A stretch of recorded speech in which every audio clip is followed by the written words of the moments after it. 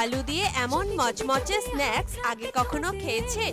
একবার বানালে বারবার বানাতে ইচ্ছা করবে। চলুন শুরু করি। প্রথমে আলুর খোসা ছাড়িয়ে নিন। এবার আমি যেই রকম আলুটাকে কাটছি সেই রকম চারপাশে কেটে মাঝখানে দুপাশে কাঠি রেখে ছুরি দিয়ে সুন্দর ডিজাইন করে কেটে নিন। এরপর আলুর টুকরোগুলো ভালো করে জলে ধুয়ে পরিষ্কার শুকনো কাপড়ের উপর রেখে ভালো করে শুকিয়ে নিন। এবার একটা বাটিতে 2 চামচ কর্নফ্লাওয়ার ও 1 চামচ লঙ্কার গুঁড়ো ভালো করে মিশিয়ে আলুর উপরে ছড়িয়ে দিন। সব টুকরোগুলোতে ভালো করে কোট করে নিন। কড়াইয়ে পরিমাণ মতন তেল গরম করে মিডিয়াম আঁচে আলুগুলো ভালো করে ভেজে নিন, যাতে বাইরে একদম মচমচে আর ভেতরে নরম থাকে। ব্যাস, গরম গরম তুলে আপনার পছন্দের মতন সস দিয়ে পরিবেশন করুন। এমন টেস্টি আলু স্ন্যাক্স একবার খেলে বারবার খেতে মন চাই। এরকম আরো সহজ রেসিপির জন্য ফলো করুন। লাইক, কমেন্ট, শেয়ার করতে ভুলবেন না।